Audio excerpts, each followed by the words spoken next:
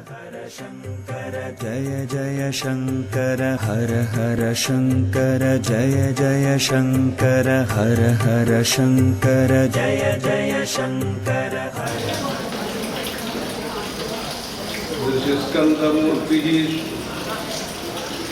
श्रुतौ स्कंदकीर्तिः मुखे मे पवित्रं कदा तच्चरित्रम् करे तस्य कृत्यं वपुस्तस्य भृत्यं गृहे सन्तु लीनाः ममाशेषभावाः मुनीनां ताहोननां भक्तिभाजाम् अभीष्टप्रदाः सन्ति सर्वत्र देवाः गृणामन्त्यजानामपि स्वार्थजने गुहाद्दैवमन्यं न जाने न जाने ஷண்மத ஸ்தாபனாச்சாரியாய நமஹ என்று ஆதிசங்கர பகவத்பாதர்களுக்கு ஒரு நாமாவளி இருக்கிறது. அறுவகை சமயத்தை ஸ்தாபிதம் செய்து பிரச்சாரம் செய்து பக்தி மார்க்கத்தை, கர்ம மார்க்கத்தை, ஞான மார்க்கத்தை நிலைநாட்டினவர். அந்த ஆச்சாரியார் சுப்பிரமணிய புஜங்கம் என்று ஸ்தோத்திரத்தை எழுதி அந்த கௌமாரம் என்கிற அந்த பாரம்பரியத்தினுடைய மகிமையை விளக்கியிருக்கிறார்கள். தற்பொழுது ஆங்கிலம் 7ஆம் தேதி ஜூலை மாதம் அங்கு திருச்செந்தூரிலே கும்பாபிஷேகம் நடைபெற இருக்கிறது. அந்த தினம் துவாதசி மற்றும் அனுஷம் நட்சத்திரம் அமைந்திருக்கிறது. புகழ் என்பது நல்ல பணிகள் மூலமாக வருகிறது. அந்த புகழ் புண்ணியம் இரண்டும் நமக்கு கிடைப்பதற்கு நல்ல பணிகளை நாம் செய்ய வேண்டும். அந்த பணிகளை நாம் செய்வதற்கு நமக்கு நல்ல சத்சங்கம் அமைய வேண்டும். அந்த சத்சங்கம் அமைவதற்கு நல்லோரோடு சேர்க்கை நமக்கு இருக்க வேண்டும். அதற்காகத்தான் பகவத்கீதையிலே சத்சங்கத்தே நிஸ்ஸங்கத்துவம், நிஸ்ஸங்கத்தே நிர்மோகத்துவம், நிர்மோகத்தே நிஸ்ஸலிதத்துவம், நிஸ்ஸலிதத்வே ஜீவன் முக்தி என்று ஆச்சாரியார் குறிப்பிடுகிறார். சத்து அந்த பரம்பொருள் பரமாத்மாவுடன் சங்கம், அதாவது நல்ல விஷயங்களிலே ஈடுபாடு நமக்கு வளர வேண்டும். அந்த ஈடுபாட்டினை வளர்த்துக் கொள்வதற்கு இறைவனுடைய அருமை பெருமைகளை நாம் தெரிந்து கொள்ள வேண்டும். தமிழிலே திருவங்க மாலையிலே சொன்னதன்படி நம்முடைய உறுப்புகள், கர்மேந்திரியங்களும் ஞானேந்திரியங்களும் நல்ல பணிகளிலே ஈடுபடுவதற்கு அதற்குரிய பயிற்சியை நாம் மேற்கொள்ள வேண்டும். கோவில்களுக்கு செல்வது, பூ பறிப்பது, நல்ல ஸ்தோத்திரங்களை படிப்பது, தரிசனங்கள், கும்பாபிஷேகங்களை தரிசிப்பது, கர்சேவை தொண்டு செய்வது, உழவார தொண்டு செய்வது, பிறருக்கு அன்னதானம் செய்வது, கைகளால் செய்யக்கூடிய தொண்டினை செய்வது, வயோதிகர்களுக்கு உதவிகரமாக இருப்பது, இப்படி அந்த தொண்டிலே நாம் ஈடுபடுவது முக்கியமானது. மனசானது தாமச நிலையிலிருந்து மாறி ராஜச நிலையிலிருந்து மாறி சாத்விகமான நிலைக்கு நம்முடைய மனது நிலை பெறுவதற்கு அந்த உபதேசங்களும் அபியாசங்களும் ஆவர்த்தியும் மிகவும் தேவையான ஒன்று. இளமையில் கல் என்றும் ஆலயம் தொழுவது சாலவும் நன்று என்றும் அன்னையும் பிதாவும் முன்னறி தெய்வம் என்றும் அடிப்படை தெரிந்து நாம் நல்லவர்களாக வாழ்வதற்கான அடித்தளத்தை நம்முடைய முன்னோர்கள் நமக்கு தெரிவித்திருக்கிறார்கள். சிறிய சிறிய செயல்களாக இருந்தாலும் சீரிய செயல்களை, சீராமல் இருக்கக்கூடிய செயல்களை நாம் மேற்கொள்ள வேண்டும். அதற்கு சம்ஸ்கிருதத்திலே இருக்கக்கூடிய பகவத்கீதையை படிக்க வேண்டும். தமிழிலேயும் பல நல்ல நீதி நூல்களும் பக்தி நூல்களும் இருக்கின்றன. திருக்குறள், தேவாரங்கள், 12 திருமுறைகள், 4000 திவ்ய பிரபந்தங்கள், பல்வேறு நீதி நூல்கள். அந்த வரிசையிலே திருப்புகழ் குமரக்கடவுளுடைய மகிமைகளை நமக்கு விளக்கக்கூடிய லலிதமான பாஷையிலே இறைவனுடைய மகிமைகளை எல்லாம் வர்ணிக்கக்கூடிய அந்த திருப்புகழை அந்த சந்தஸ், இந்த ராகத்துடன் கற்றுக்கொண்டு மனமுருகி பாடி மதியால் வித்தகனாகி மனதால் உத்தமனாகி அந்த உயர்ந்த நிலையை நாம் அடைந்து அந்த திருப்புகழை ராகவன் அவர்கள், டில்லி ராகவன் அவர்கள் வாழ்க்கையின் முக்கிய குறிக்கோளாக கொண்டு பல அன்பர்களை வெவ்வேறு நகரங்களிலே தயார் செய்து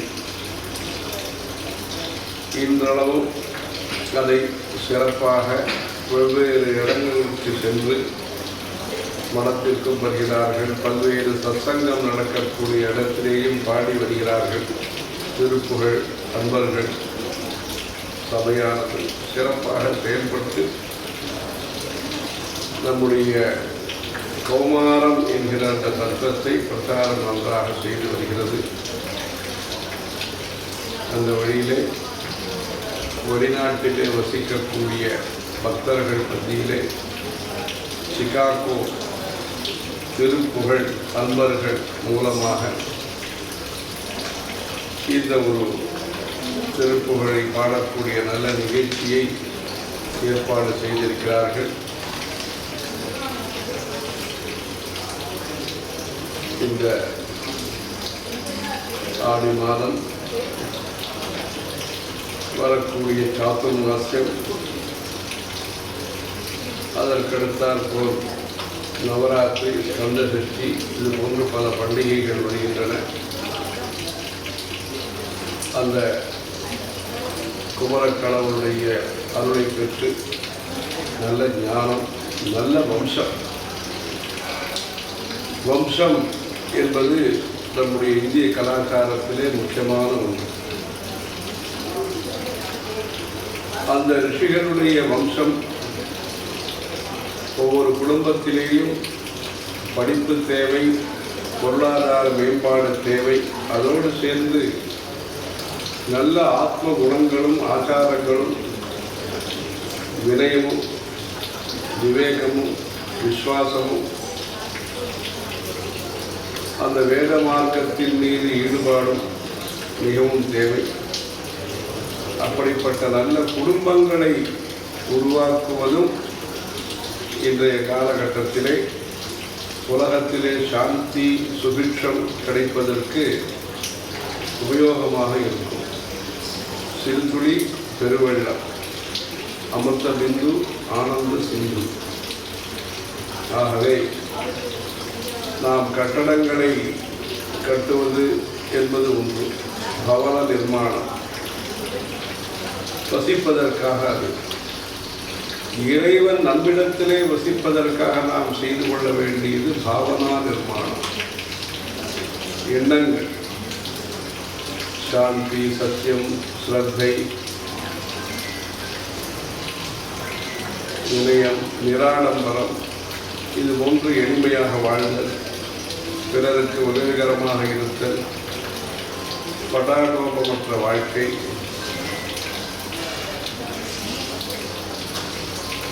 திருப்தியான வாழ்க்கை, துவேஷமற்ற வாழ்க்கை, பேராசையும் நிராசையும் இல்லாத வாழ்க்கை. இதற்கு உலகத்திலே தர்மம் வளர வேண்டும். தர்ம சிந்தனைகள் அனைத்து மக்கள் மத்தியிலேயும் வளர வேண்டும். எல்லா நாட்டு பிரஜைகள் மத்தியிலேயும் மனித வாழ்க்கையினுடைய குறிக்கோள் என்ன, எதற்காக நாம் மனிதர்களாக பிறந்திருக்கிறோம், மனிதர்களாக பிறந்த நாம் செய்ய வேண்டிய கடமைகள் என்ன, உரிமைகளை பற்றி பேசக்கூடிய இந்த காலத்திலே கடமைகளை பற்றிய விழிப்புணர்வும் மிக தேவையான ஒன்று. அப்படி அந்த இறைவனால் அனுகிரகிக்கப்பட்டு வரப்பிரசாதமாக கிடைக்கப்பெற்ற இந்த மனித பிறவியிலே அருதருது மானிடராய் பிறத்தலருது என்கிற இந்த மனித பிறவியிலே வெவ்வேறு நம்பிக்கைகளை கொண்ட குடும்பங்களாக இருந்தால் மனித நேயம் என்பது முக்கியம், ஆஸ்திக்கம் என்பது முக்கியம். உரசல் துவேஷமற்ற அமைதியான ஆக்கப்பூர்வமான அகிம்சையை பிரதானமாக கொண்ட வாழ்க்கை நெறிமுறைகளும் முக்கியம். இதற்கான விழிப்புணர்வு அனைத்து விதமான நம்பிக்கையை பின்பற்றுபவர்கள் மத்தியிலேயும் ஒரு ஒற்றுமையான கருத்தாக உருவாகி அதன் மூலம் தற்பொழுது சில நாட்களாக நாம் பார்த்து கொண்டிருக்கக்கூடிய கவலையையும் பீதியையும் தரக்கூடிய சூழ்நிலை மாறி பாதுகாப்பான உலகம், ஆக்கப்பூர்வமாக சிந்திக்கக்கூடிய உலகம் உருவாவதற்கு அந்த கொள்கை வகுப்பாளர்கள், பாலிசி மேக்கர்ஸ்,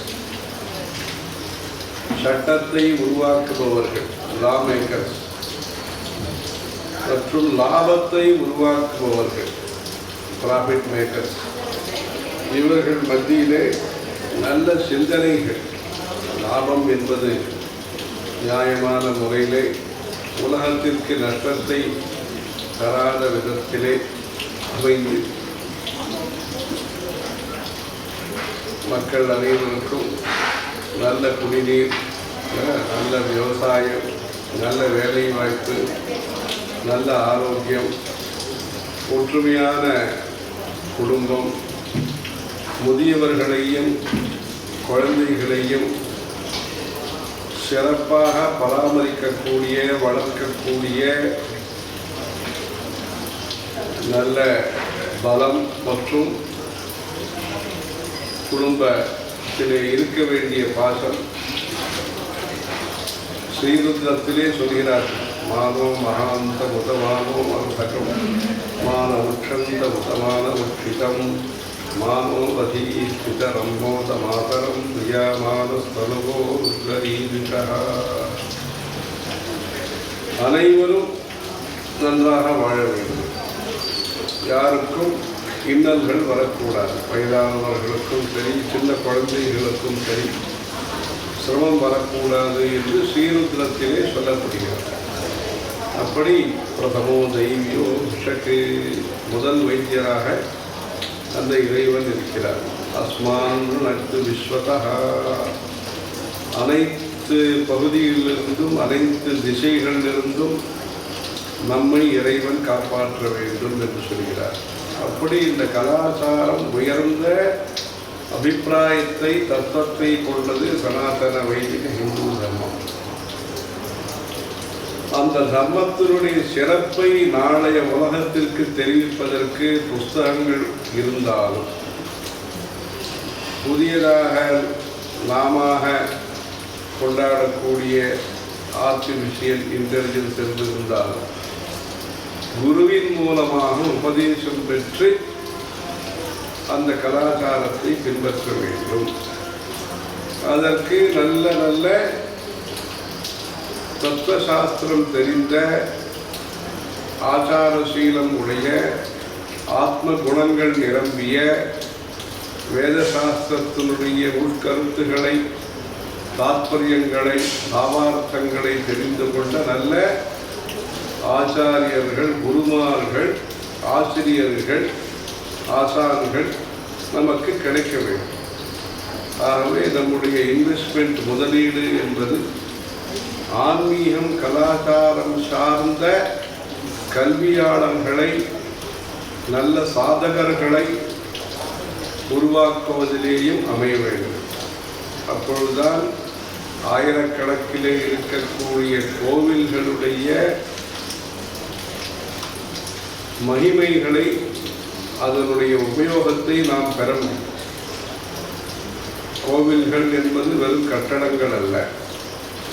அங்கு ஒரு சைத்தன்யம் இருக்கிறது, அங்கு ஒரு பாரம்பரியம் இருக்கிறது. அங்கு பொழுதுபோக்கு அம்சங்கள் என்று சொன்னாலும் பக்க விளைவுகளை, பாதகமான பக்க விளைவுகளை ஏற்படுத்தாத சங்கீதம் போன்ற கலைகளை வளர்க்கக்கூடிய இடமாக அது இருக்கிறது.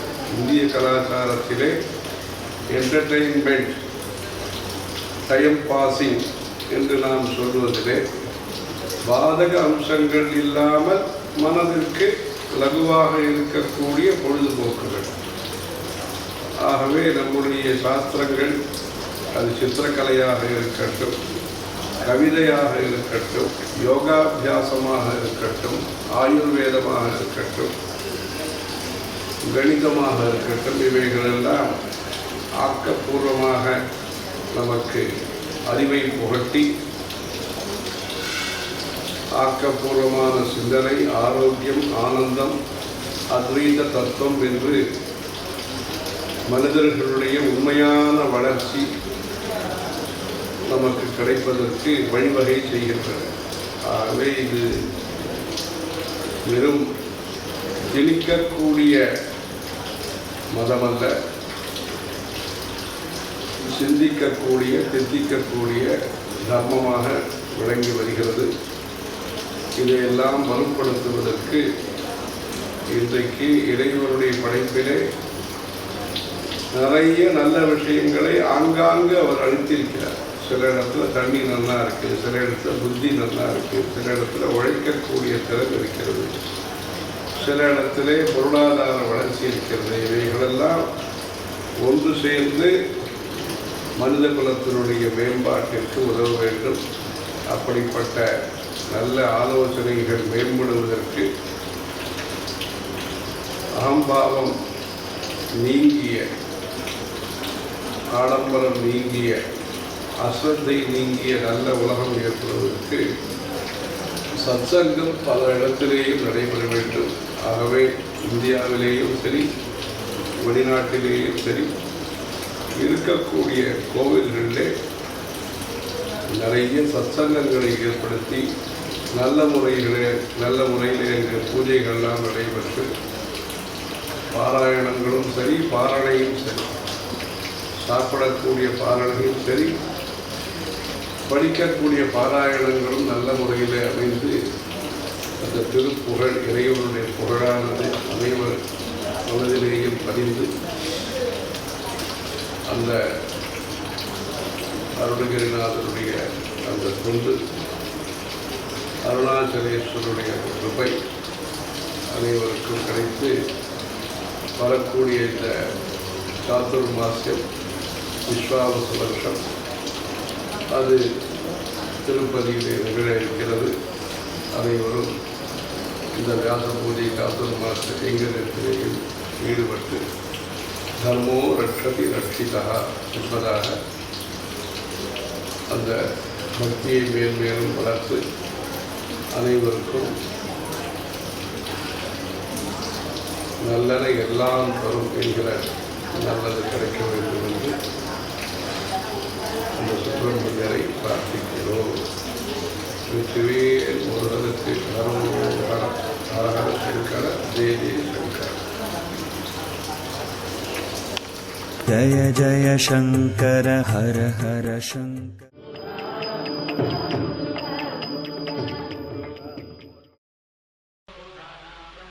பாடி பாடி உள்ளத்தை உருக்கிறதுக்கெல்லாம் சொல்லி திருப்புகழ். அருணகிரிநாதருடைய அனுபவத்தில் அவர் அடைந்த உணர்ச்சி பாவங்களை எல்லாம் கொட்டி கொட்டி கொட்டி கொட்டி எழுதியிருக்கு திருப்புகழ்ல. இந்த திருப்புகழை எல்லாரும் கத்துங்கோ, எல்லோரும் அனுபூதி பாடுங்கோ. திருப்புகழ் அனுபூதியும் நமக்கு மாத்திரம் அமைதி கொடுக்காது, அதை கேட்கிறவாளுக்கும் அமைதி கொடுக்கும். சூழ்நிலை எல்லாவற்றையுமே அமைதியை உண்டாக்க செய்யக்கூடிய ஒரு திறமை இந்த திருப்புகழுக்கு இருக்கு. உலகத்துக்கெல்லாம் அமைதி தர சக்தி வாய்ந்தது அந்த திருப்புகழ். முருகா உன்னை பாடணும், என் சிந்தையும் அவிழ்ந்து அவிழ்ந்து உரை ஒழித்து என்பார். நமக்கு வேணுங்கிற தத்துவோபதேசங்கள்லாம் இருக்கு, நம்ம வாழ்க்கைக்கு துணையாக இது இருக்கிறதுனால எல்லோரும் திருப்புகழ் பாடும்படியாக உங்களை கேட்டுக்கொள்றேன். எல்லோரும் கலந்துங்கோ. திருப்புகழ் இசை பாட வரலையேன்னு கவலையே பட வேண்டாம். அருணகிரிநாதர் சொல்லுவார், திருப்புகழை உரைப்பவர்கள் படிப்பவர்கள் மிடிப்பகைமை ஜெயித்தருளும் இசைப்பிரியன் என்று சொல்வார். நம்ம வாழ்க்கைக்கு துணையாக இது இருக்கிறதுனால எல்லோரும் திருப்புகழ் பாடும்படியாக உங்களை கேட்டுக்கொள்றேன்.